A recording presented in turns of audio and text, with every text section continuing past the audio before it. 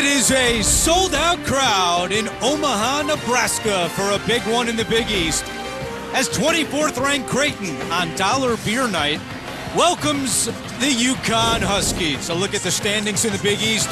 Creighton just a game behind St. John's. UConn checks in fourth place.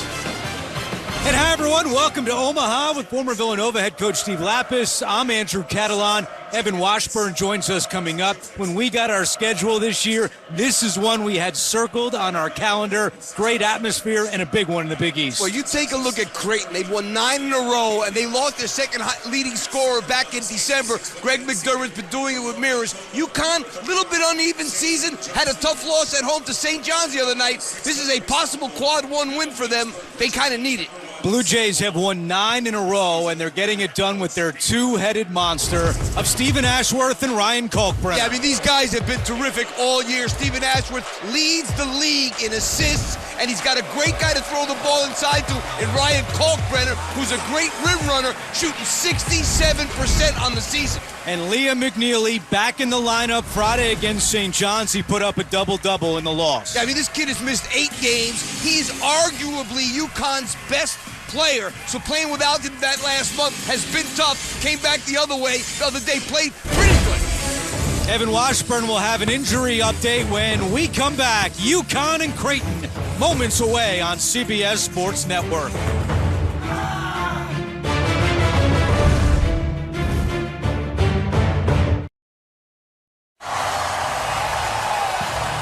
Creighton looking for the season sweep of UConn. And before we get it going, we send it over to the third member of our team, Evan Washburn. Andrew, as always, good to be with you guys. You touched on it. Liam McNeely back for the Huskies.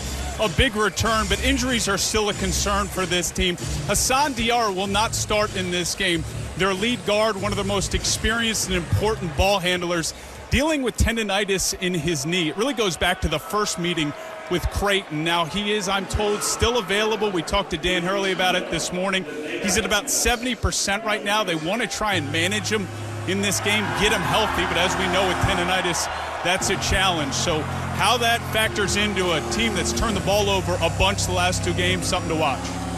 Yeah, Evan, 47 turnovers the last 2 games for UConn. But in the way they play, they don't need a pure point guard because they kind of pass it around a lot, not one guy dominating the ball. Dan Hurley was booed loudly when he came on the court by the Creighton students.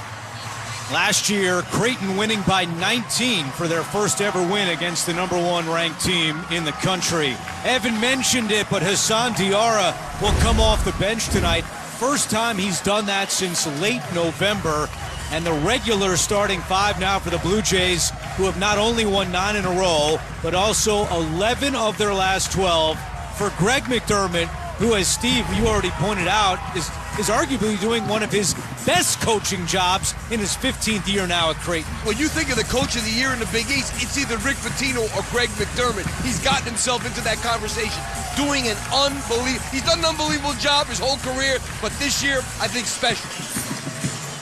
An unbelievable crowd on a Tuesday night with snow falling outside.